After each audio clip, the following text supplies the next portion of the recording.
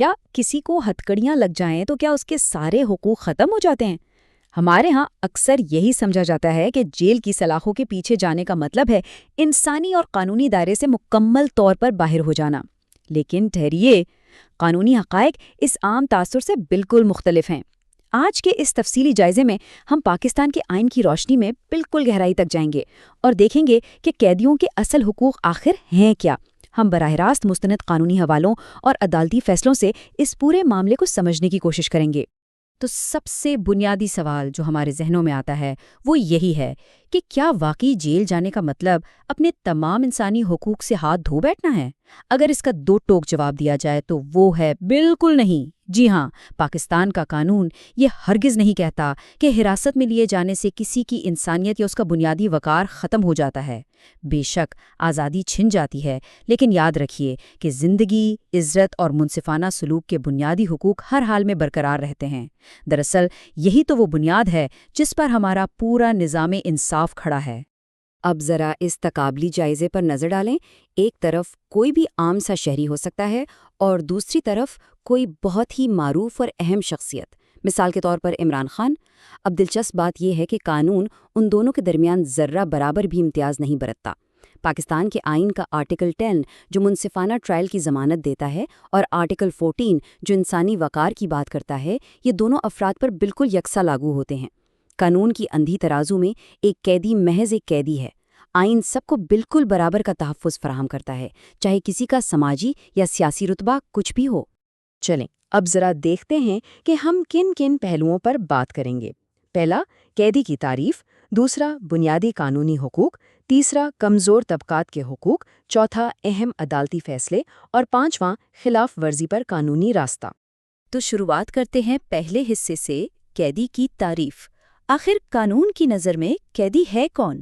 قانون کے مطابق قیدی دراصل وہ فرد ہے جو بنیادی طور پر ان شرائط میں سے کسی ایک پر پورا اترتا ہو، یا تو وہ باقاعدہ عدالت کے حکم پر جیل کاٹ رہا ہو یا پھر محض پولیس یا ریاست کی تحویل میں ہو۔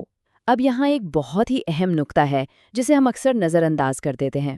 قانون یقیناً ایک سزا یافتہ مجرم اور زیر سماعت ملزم میں فرق ضرور کرتا ہے، لیکن بنیادی حقوق وہ دونوں کو دیتا ہے۔ ذرا سوچئے، جیلوں میں زیادہ تر لوگ زیر سماعت ہوتے ہیں جن پر کوئی جرم ثابت ہی نہیں ہوا ہوتا، اسی لیے ان کے حقوق کا تحفظ تو اور بھی زیادہ اہم ہو جاتا ہے۔ اب بڑھتے ہیں دوسرے حصے کی جانب، بنیادی قانونی حقوق، یعنی حراست کے دوران آئینی تحفظ۔ آئیے اب ذرا ترتیب وار دیکھتے ہیں کہ یہ سلسلہ کیسے آگے بڑھتا ہے۔ گرفتاری کے فوراً بعد ریاست کو کچھ ہنگامی اقدامات اٹھانے ہوتے ہیں۔ سب سے پہلا مرحلہ، آرٹیکل 10 کی ذیلی شق 1 کہتی ہے کہ ہر گرفتار شخص کا یہ بنیادی حق ہے کہ اسے بتایا جائے کہ بھائی اسے آخر پکڑا کیوں گیا ہے۔ الزام بتانا لازمی ہے۔ دوسرا، اسے اپنا دفاع کرنے کے لیے اپنی مرضی کا وکیل کرنے کا پورا حق حاصل ہے۔ اور تیسرا، انتہائی کلیدی قدم، سیکشن 61 کے تحت پولیس پر لازم ہے، بالکل فرض ہے کہ وہ ملزم کو 24 گھنٹے کے اندر اندر ہر صورت مجسٹریٹ کے سامنے پیش کرے۔ دراصل یہی وہ قانون ہے جو غیر قانونی حراست کے خلاف ایک بہت بڑی رکاوٹ ہے۔ اور ہاں، ایک بات یاد رکھنے کی ہے، حقوق صرف گرفتاری کے وقت ہی لاگو نہیں ہوتے، بلکہ یہ قید کے پورے عرصے میں ساتھ چلتے ہیں۔ مثال کے طور پر جیل میں مناسب طبی علاج اور دوائیاں ملنا ریاست کی ذمہ داری ہے، یہ کوئی رعایت نہیں ہے۔ قیدی کو اپنے گھر والوں اور وکیل سے ملنے کا مکمل حق ہے۔ اس کے ساتھ ساتھ آئین کا آرٹیکل 13 اسے خاموش رہنے کا حق دیتا ہے، یعنی کسی کو بھی خود اپنے ہی خلاف اعتراف جرم کرنے پر مجبور نہیں کیا جا سکتا، اور اگر خدا نخواستہ جرم قابل ضمانت ہے تو متعلقہ قوانین کے تحت ضمانت مانگنا بھی اس کا پورا قانونی حق ہے۔ آئیے اب تیسرے حصے کا رخ کرتے ہیں، کمزور طبقات کے حقوق، یعنی جیل کے سخت ماحول میں خواتین اور نابالغوں کے لیے اضافی تحفظ۔ یہ حصہ بڑی شاندار وضاحت کرتا ہے کہ ہمارا قانونی نظام ان خاص ضرورتوں کو کیسے پورا کرتا ہے۔ خواتین کے حوالے سے قانون بالکل دو ٹوک ہے۔ کسی بھی خاتون کی تلاشی صرف اور صرف ایک خاتون اہلکار ہی لے سکتی ہے۔ رات کے وقت ان کی گرفتاری پر بھی سخت پابندیاں ہیں، اور زچگی کے حوالے سے خصوصی سہولیات فراہم کرنا لازم ہے۔ دوسری طرف اگر کوئی نابالغ یعنی 18 سال سے کم عمر بچہ پکڑا جاتا ہے تو اس پر عام قانون نہیں بلکہ جوینائل جسٹس سسٹم ایکٹ 2018 لاگو ہوتا ہے۔ ایسے بچوں کو بالغ اور عادی مجرموں سے بالکل الگ رکھا جاتا ہے، کیونکہ یہاں مقصد انہیں سزا دینا نہیں بلکہ ان کی اصلاح کر کے انہیں بہتر شہری بنانا ہے۔ چلیں اب چوتھی حصے کی طرف چلتے ہیں، اہم عدالتی فیصلے، یعنی وہ تاریخی کیسز جو ان حقوق کو نافذ العمل بناتے ہیں۔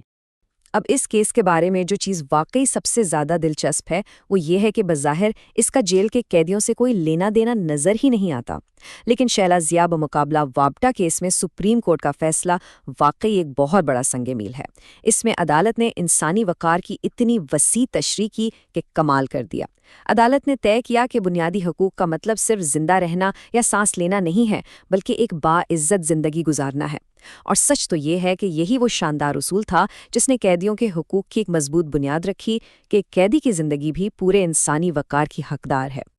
ایک اور انتہائی اہم فیصلہ بے نظیر بھٹو بمقابلہ وفاق پاکستان کا ہے۔